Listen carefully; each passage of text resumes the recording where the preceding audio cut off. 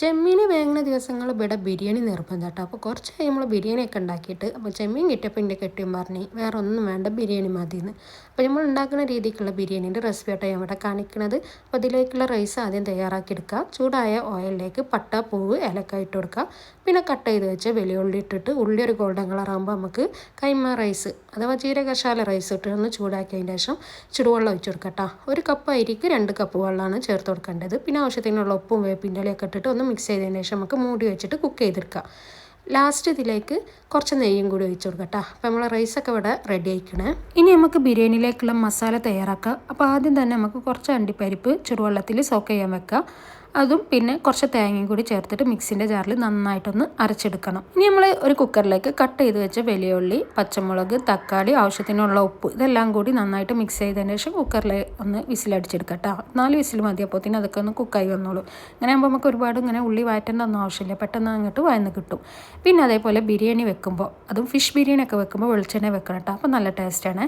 അപ്പോൾ ഒരു ചെമ്പട്ടിലേക്ക് വെളിച്ചെണ്ണ ഒഴിച്ചതിന് ശേഷം നമ്മൾ കുക്ക് ചെയ്ത് വെച്ച ഉള്ളിൻ്റെ മിക്സ് ഉണ്ടല്ലോ അത് ചേർത്ത് കൊടുക്കുക. അതിലേക്ക് മഞ്ഞൾപ്പൊടി, കുരുമുളക് പൊടി, ഇഞ്ചി വെളുത്തുള്ളി പേസ്റ്റ്, ചെമ്മീനൊക്കെ കൂടി ഇട്ടിട്ട് നന്നായിട്ടൊന്ന് വഴറ്റിയെടുക്കുക. മൂടി വെച്ചിട്ട് കുക്ക് ചെയ്താൽ പെട്ടെന്ന് ചെമ്മീനൊക്കെ ഒന്ന് കുക്കായി വന്നോളൂ. ഇനി നമ്മൾ ഉപ്പൊക്കെ നോക്കിയതിൻ്റെ ശേഷം ഉപ്പ് കുറവുണ്ടെങ്കിൽ കുറച്ച് ഉപ്പും കൂടി ചേർത്ത് കൊടുക്കുക. അതേപോലെ നേരത്തെ നമ്മൾ അരച്ച് വെച്ച അരപ്പുണ്ടല്ലോ, തേങ്ങ അണ്ടിപ്പരിപ്പും കൂടി ഉള്ളത് അത് ചേർത്ത് കൊടുക്കുക. പിന്നെ മല്ലിയില, പുതിനയില, വേപ്പിൻ്റെ ഇലയും ചേർത്ത് കൊടുക്കുക. പുളിക്ക് വേണ്ടി കുറച്ച് തൈര് ഒഴിച്ചെടുക്കുക. പിന്നെ കുറച്ച് ഗരം മസാലയൊക്കെ കൂടി ചേർത്തിട്ട് നന്നായിട്ടൊന്ന് മിക്സ് ചെയ്ത് കൊടുക്കുക. ഇടയ്ക്കൊക്കെ ഇങ്ങനെ ഇളക്കി കൊടുത്തോണ്ടി അല്ലെങ്കിൽ അടി പിടിക്കും. പിന്നെ നമ്മൾ ഫ്രൈ ചെയ്ത് വെച്ച ഉള്ളി, അണ്ടിപ്പരിപ്പ്, മുന്തിരി, മല്ലിയില, പുതിനയിലൊക്കെ കൂടി ഇട്ട് കൊടുക്കുക. അതിൻ്റെ മുകളിലേക്ക് നമ്മൾ കുക്ക് ചെയ്ത് വെച്ച് റൈസും കൂടി ചേർത്ത് കൊടുക്കുക. പിന്നെ നമ്മൾ ദമ്മിടാനും വേണ്ടിയിട്ട് മല്ലിയില, പുതിനയില, ഉള്ളി, അണ്ടിപ്പരിപ്പ്, മുന്തിരി ഫ്രൈ ചെയ്തത് ഇട്ട് കൊടുക്കുക. നെയ്യ് ഒഴിച്ചെടുക്കുക. ഗരം മസാലപ്പൊടി കുറച്ചിട്ട് കൊടുത്തുങ്ങാണ്ട് നമുക്കിതൊന്ന് ദമ്മിടാം.